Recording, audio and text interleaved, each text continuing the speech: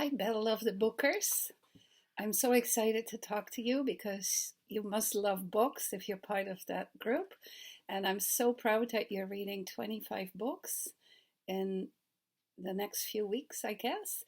I've read at least 25 books since I've been home, and I'll be able to go to schools, visit kids in schools, and talk about books. So I'm happy to talk with you about books. And so is this guy.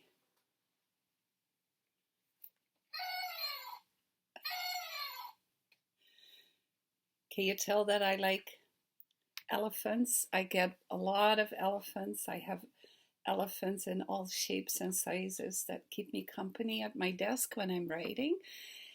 And I was really happy to get an idea for a story that you are reading. Oh, and now I think you're seeing the book backwards, but that's because I forgot to click a button that would switch it around. So I wasn't really looking for an idea when I went to Africa, but when I went to the elephant orphanage that really is there in Zambia, um, people always say you should write about that. But how do you make a story out of that? What kind of voice are you going to use, and what's interesting?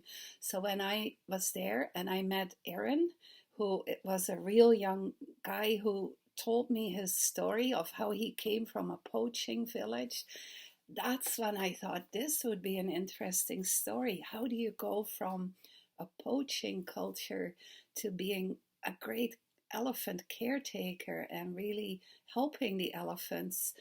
And Aaron is now teaching kids at schools in the area about wildlife preservation and how tourists will come and see the animals if they protect them. So to me, that was the real exciting story. And I love the art. I don't know the illustrator. I never know the illustrators of my books because it's the publisher's job to decide what the story will look like. And so they will find an illustrator. And Pedro Covo lives in South America. Is it Brazil? Colombia. So I'm sure he speaks Spanish. His art is amazing, and I'm glad they also used some of my photos. So I hope that you love reading about the true story of elephants. You might even be inspired to adopt an elephant because for $85, you can give your mom a baby elephant for Mother's Day, or you can have a Battle of the Books mascot elephant, or you can have a Roberta Bonder public school elephant. So all the information is in the book. I hope you have lots of fun reading it, and I hope that you also write your own stories that you might come across. Bye.